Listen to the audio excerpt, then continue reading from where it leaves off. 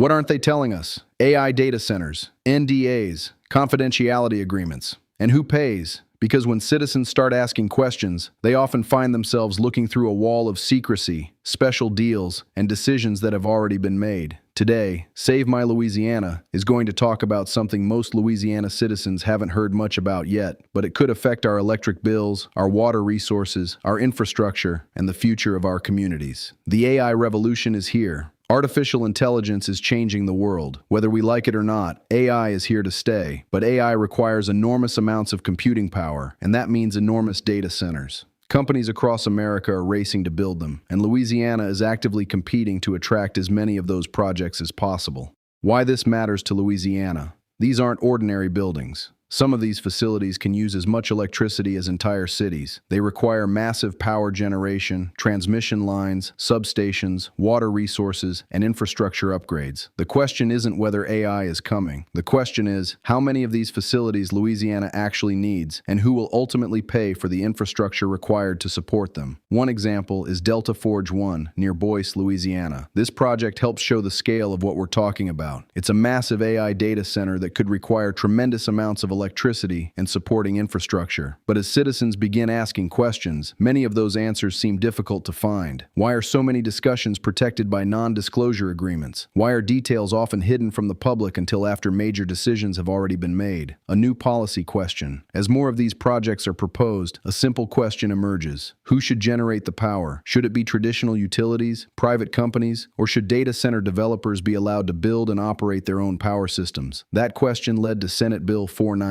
The bill was designed to make it easier for certain large industrial users, including data centers, to generate their own electricity and operate private electric systems. What SB 490 would allow. Under the proposal, some large facilities could potentially build their own power generation, operate private electric networks, avoid being regulated like traditional utilities, and even sell a portion of excess electricity. Why utilities objected? Not surprisingly, traditional utilities had concerns. They argued that creating private electric systems could affect infrastructure planning, utility investments, and the way costs are shared across the electric grid. At the same time, the Louisiana Public Service Commission approved what became known as the Lightning Amendment. The goal was to speed up approval of power infrastructure needed to support major projects such as AI data centers. It also allowed utilities to recover certain infrastructure costs through rates charged to customers. And that raises an obvious question. If ratepayers were never expected to bear part of these costs, why was there a need to create a mechanism allowing those costs to be recovered through utility rates in the first place?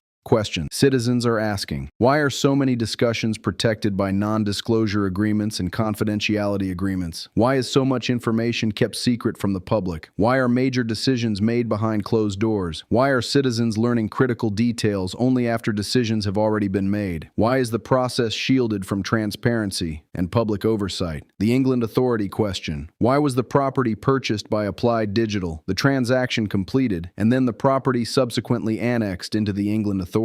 Why wasn't the annexation discussed and resolved before the purchase was finalized? What advantages were gained by moving the project into a state political subdivision with federal trade zone authority after the acquisition had already occurred? Why were local governments potentially removed from parts of the decision-making process and portions of the future tax revenue stream? The big question, who pays? Every power plant, transmission line, substation, and infrastructure upgrade costs money. The question is simple. Who pays? The company, the utility, the taxpayer, the ratepayer, or some combination of all of the above? What happens if more arrive? One data center is one thing, but what happens if Louisiana attracts 5, 10, 20? How much electricity will be needed? How much water will be needed? How much new infrastructure will be required? And who will ultimately pay for it? Questions citizens should ask. Regardless of where you stand on these projects, these are fair questions. Who benefits? Who pays? Who regulates? Who bears the risk? And are Louisiana citizens being given all the information they need to make informed decisions? Louisiana belongs to us. We are not opposed to technology. We are not opposed to innovation, and we are not opposed to economic development. But we do believe Louisiana citizens deserve transparency, accountability, and a seat at the table when decisions are being made that could affect our communities for generations. Louisiana belongs to us. Before anyone complains that we used AI to create this presentation, let's clear something up.